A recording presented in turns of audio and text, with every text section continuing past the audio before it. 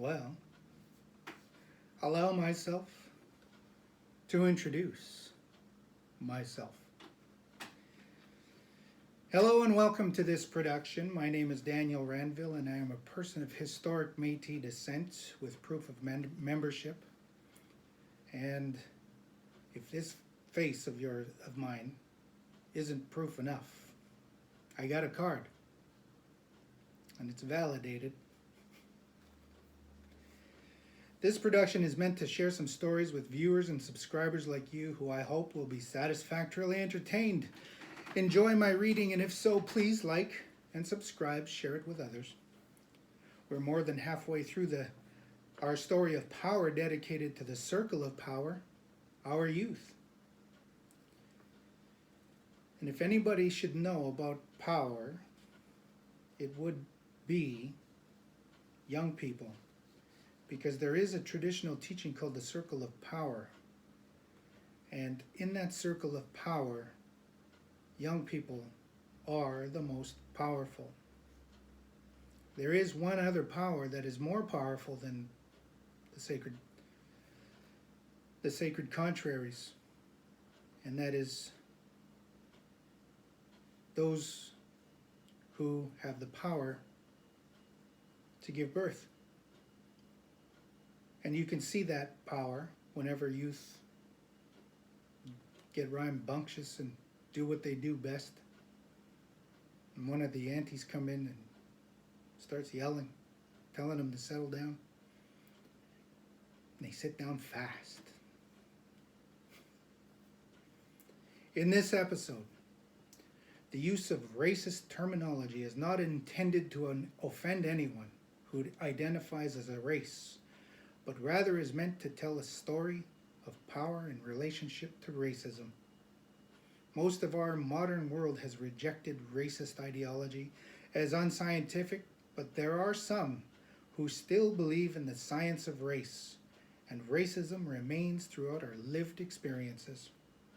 The following story intends to speak to racism and power in the language of racism. And now our bullets. How is assimilation related to the history of progress, civilization, development? Define rootkit, lag, jet lag. How does this affect a system? Define inoculation. Define defense mechanisms. How do you protect yourself from rootkits and influence? How do you define a healthy relationship? Define vulnerable as a person. Define charged with authority. What is the difference between a vulnerable person and someone charged with authority to assist the vulnerable? Before the white man's assimilation process throughout Europe, there it is, racism. The white man had sacred ceremonies, sacred sites, traditional ways and teachings that maintained balance and harmony within their power dynamics. These cultural ways prevented the hoarding or centralization of power with one person or in a hierarchy or classes, and there was no patriarchal or gender classification of roles. The same is true for the black man. There it is again. Racism. Before the great assimilation process came to their communities, enslaving, corrupting, and destroying, it makes no difference the color of people. Power and binarism do not discriminate. They will adapt to survive. All that matters to our present situation in consideration of power as it is expressed by the most powerful institutions of our world, legal systems, codes, cops, is whether you are a 0 or a 1. There can be no remainder. Power has the ability, like a virus, to mutate, to adapt, to present as harmless to its host because we cannot see it as it is hidden beyond awareness, our rootkit in our subconscious. Once power presents itself to a host system, it can affect a system by distracting the defense mechanisms or antibodies, and the production of antibodies requires energy. When energy is drained, the host system must budget itself efficiently which means resources are used conservatively. Production drops. File systems are corrupted. The system experiences lag. Thinking and behavior is affected negatively. We begin to make poor decisions and we have less energy to do what we need to do. Sometimes all it takes is a glass of water to help us feel better. But our thinking isn't right, so we choose poorly and drink something else or do something else. The origins of all ethnicities, so-called races, once had teachings, traditions, ceremonies, belief systems that inoculated societies from the abuse of power. Whatever it was that happened ages and ages ago seems undeniably corrupted. Whatever it was that happened ages and ages ago, it seems, undeniably corrupted our lives, and now we are all born into systems of power that go unchecked. Every generation will suffer the effects of power. That is a fact. We all know this, though some will deny it and argue values and traditions among other vagaries. The way things were, the good old days, were corrupted by a few bad apples. We need to get back to how it was, they will say. A few bad apples don't corrupt the entire batch, they say. A defense mechanism. Denial. A defense mechanism is a system of beliefs employed by a person who believes they are good. Maybe not the best, but they believe that they are above reproach.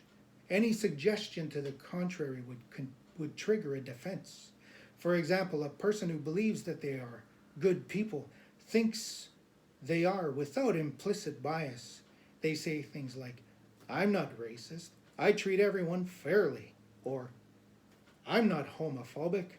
It's not my cup of tea, but if that's what you're into, then that's your business." These statements are a defense mechanism that are intended to protect the integrity of a person's belief that they are fair and just, that they are good people. No one wants to admit that they are not good people, that they are flawed and struggle with racist, homophobic beliefs because of the way they were programmed.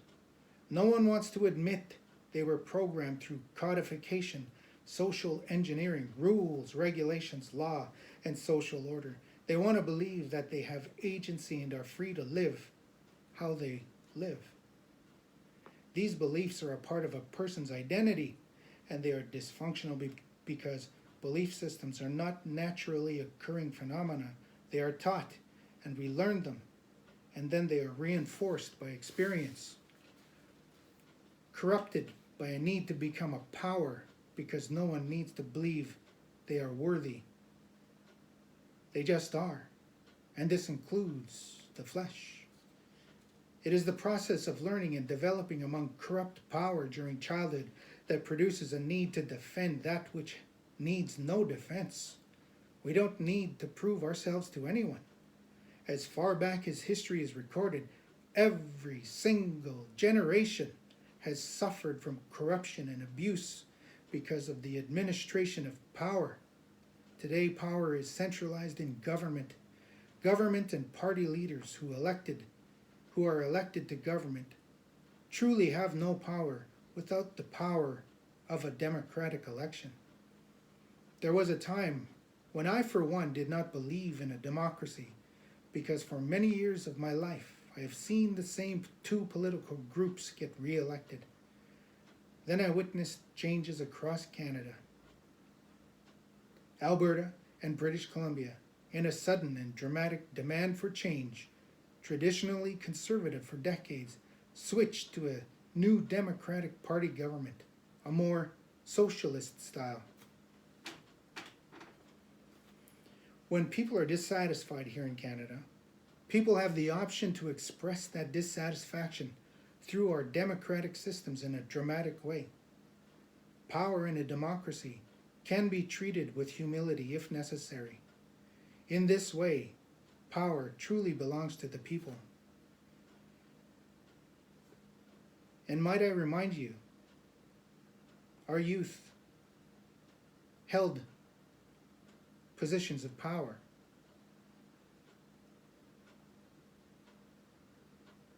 Through Indian law, we had power. Through democracy, we were the true practitioners of democracy. Prior to 1492, there was no democracy. They talked about it. They understood what it was, but there was no way Europeans would ever understand what democracy was until they met indigenous people of Turtle Island.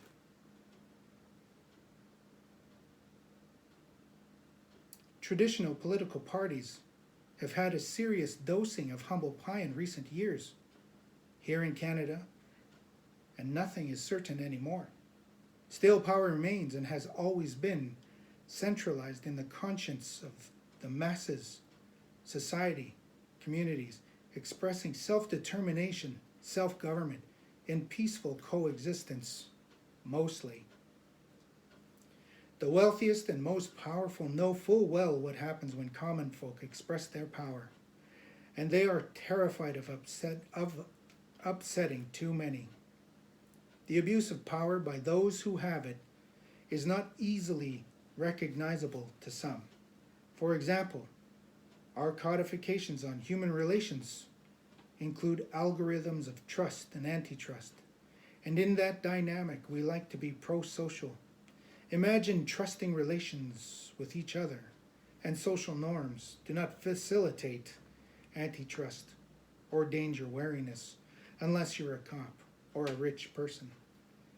There is nothing unhealthy about being wary of a person you don't know.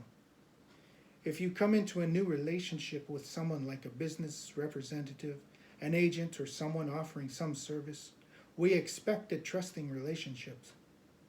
And this includes a lack of danger wariness. Our guards are down quite often, and it takes time and practice to know when to be on guard and when to relax. Young adults and youth know who they can trust within their social groups, but in time, as things change, personalities are changing too, and relations begin to change.